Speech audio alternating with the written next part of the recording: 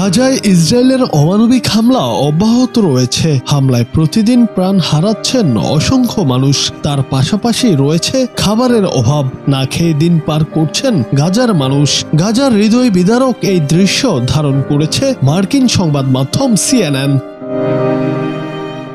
ভিডিওতে দেখা যায় ত্রাণ না পেয়ে বাধ্য হয়েই রাস্তায় পড়ে থাকা আটা কুড়িয়ে নিচ্ছেন গাজার এই অসহায় মা। একটা পর্যায়ে কান্নায় ভেঙে পড়েন তিনি। এ সময় চিৎকার করে ইসরায়েল ও আরব দেশগুলোর বিরুদ্ধে আল্লাহর কাছে বিচার দেন। গেল 31 মে গাজার খান ইউনিস থেকে ধারণ করা হয়েছে এমন হৃদয় বিদারক দৃশ্য, যা বিশ্বের কোটি বিবেকবান মানুষকে কাঁদিয়েছে।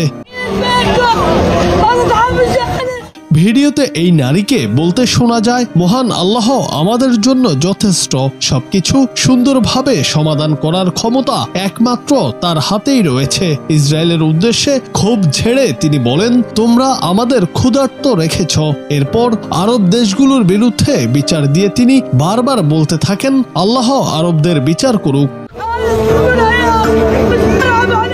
গাজায় যে এরই মধ্যে দুর্ভিক্ষ চলছে, ভিডিওটি তার বড় প্রমাণ বলে মনে করা হচ্ছে। মার্কিন সংবাদ মাধ্যম CNN বলছে, ইসরায়েল গাজায় অবরোধ আরোপ করে রাখায় জাতিসংঘ ও অন্যান্য সংস্থাগুলো দুর্ভিক্ষের ব্যাপারে সতর্কতা দিয়ে আসছে, যার চিত্র এখন ফুটে উঠেছে। যদিও অনেকের মতে ইতিমধ্যে গাজায় দুর্ভিক্ষ শুরু হয়েছে।